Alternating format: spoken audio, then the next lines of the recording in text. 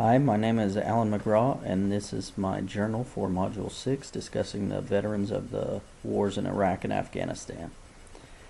So the first question is, what are the main themes that you found in this module's material? So the main themes I've found in this module's material are first and foremost how big an issue PTSD has become amongst veterans. So all American veterans, well, I say all, at least some American veterans from each war have dealt with the psychological issues that can go along with that, and it's been known by many different names over the years, such as combat fatigue, or even as far back as the Civil War, they just called them shirkers and malingerers and cowards.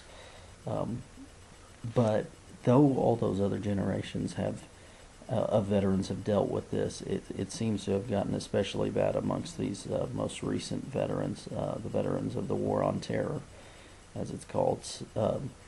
So some of the things that point to this are some stats that come out of the book by Matthew Gutman and Catherine Lutz, called Breaking Ranks, Iraq Veterans Speak Out Against the War. In that book, some of the stats they give are that the VA estimates that between 30 and 40% of combat veterans of the War on Terror experience symptoms of PTSD. That number's lower, around 19%, according to a RAND survey from around 2008, I believe. But even that lower number would still put you at around 300,000 soldiers who are experiencing the negative effects of PTSD, which is an inordinately high amount when compared with how many were deployed total. And so it seems that the issue of PTSD, though it's been around, has gotten worse in this recent conflict. Another major theme that I picked up on was the inadequacy of the VA to help treat both psychologically wounded and physically wounded veterans.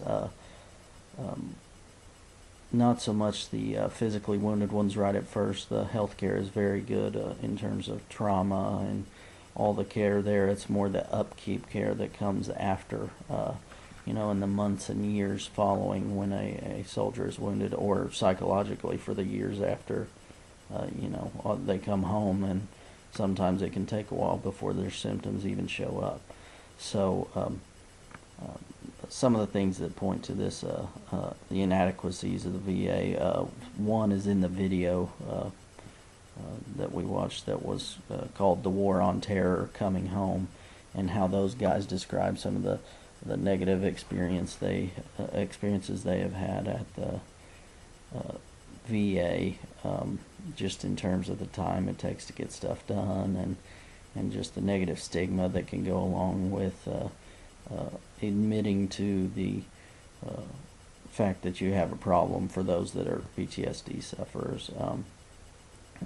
And more good evidence for it was out of the book called Fields of Combat: Understanding PTSD Among Veterans of Iraq and Afghanistan, which is by Aaron P. Finley.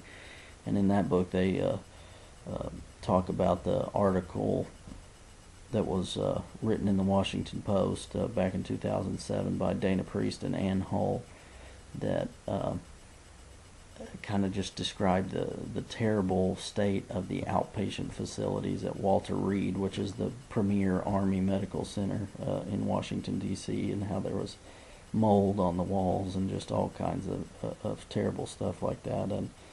And fortunately that had a big impact and helped get some reform in the works, helped push the politicians to do what they needed to do to try and correct that. So on to the second question. The second question is, what are some of the continuities and changes you see in this module's material from prior modules? That, along with question 3, I'm going to answer them together because they kind of go together, which is how did the major points of evolution come about? So some of the continuities I saw between this material and this module and the other modules was the ever-evolving understanding of PTSD, and understanding that, you know, it wasn't that these men were weak in any way or anything like that. These are true medical issues that exposure to the horrors of war has caused in these men and women. And another continuity I saw was the widespread public support for the troops, which actually could also be under the changes part, since these wars, well, actually the Gulf War came before this one too, but after Vietnam, which was the last module we talked about, the public support for the troops had waned, but fortunately in these most recent wars, the public has been very supportive of the troops, if not as supportive for the war itself, which is a great thing to see, as you know, we saw the negative effects that could have, such as after Vietnam. But another continuity I saw was the continual fight for additional benefits.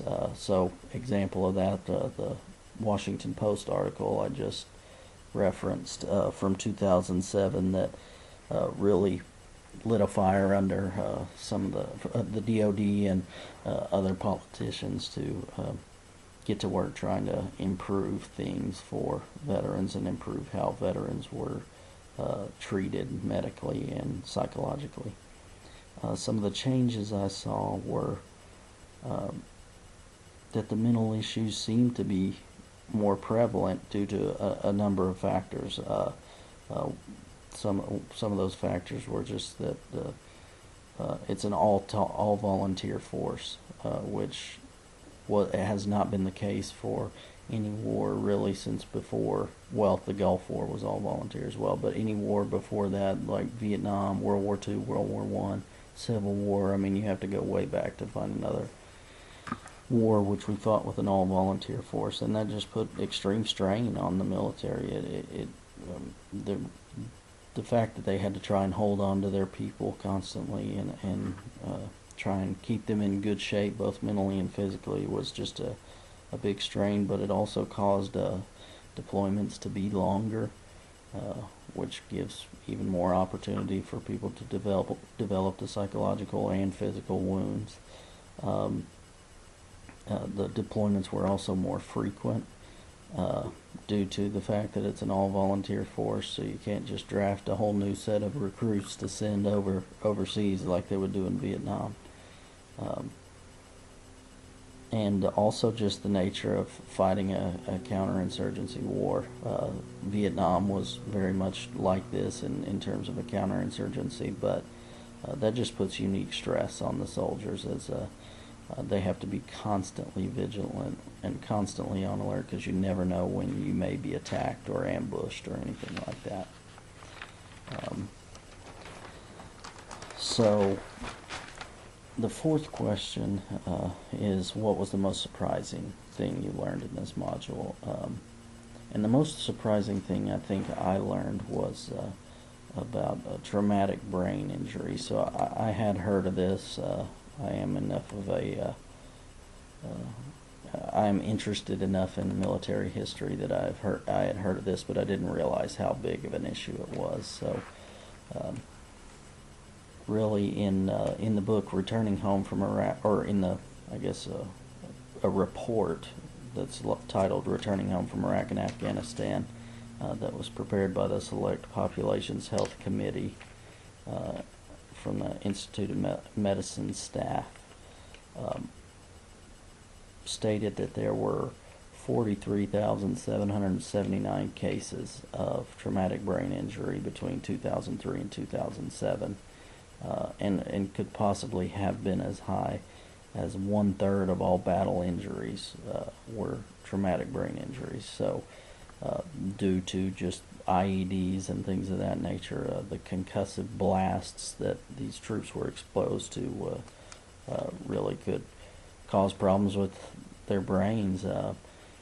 Much the same, it's very commonly known amongst football players these days that can cause severe trauma to players' brains and can cause issues, and it only makes sense that would hold true for soldiers. But I was just surprised. I just hadn't thought of that before, and so surprising that it was that high a number that had dealt with that.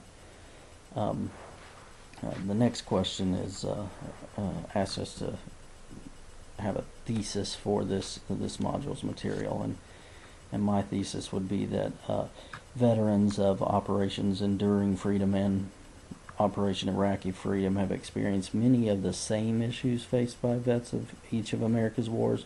However, the nature of the wars in Iraq and Afghanistan are such that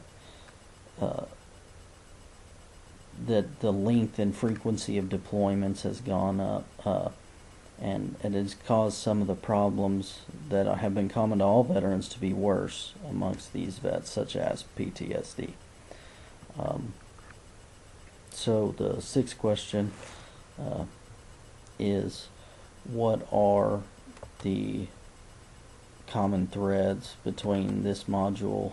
Let's discuss this how this module's material connects with the material of the previous module. So how it connects is the discussion of the ever-evolving understanding of mental problems that the vets face, such as PTSD, and now that we understand that better, trying to get these vets help and how to help them effectively, because it's not as simple as a broken arm or a broken leg or something like that, which has just got an easy answer to it.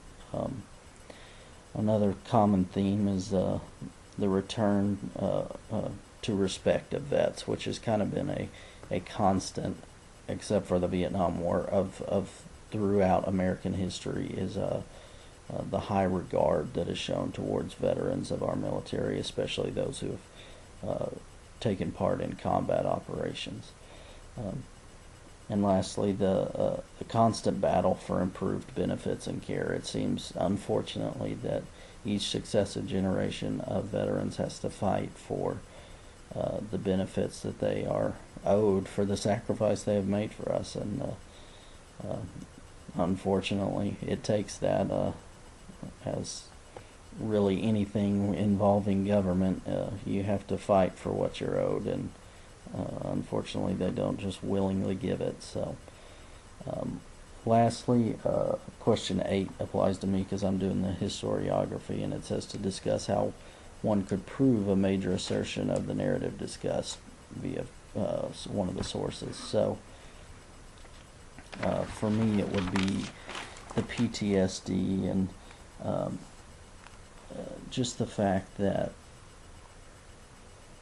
so many that it is such an issue with this group of veterans, which it is borne out by the statistics given by Gutman and Lutz in their book, that this generation has experienced a higher prevalency of this problem.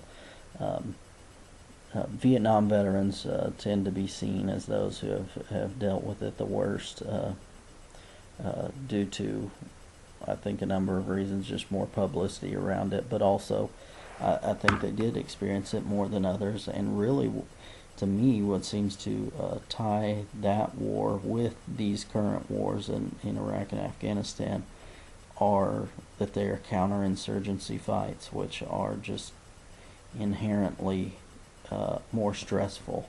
I mean, all combat is stressful, but wars such as World War I and World War II were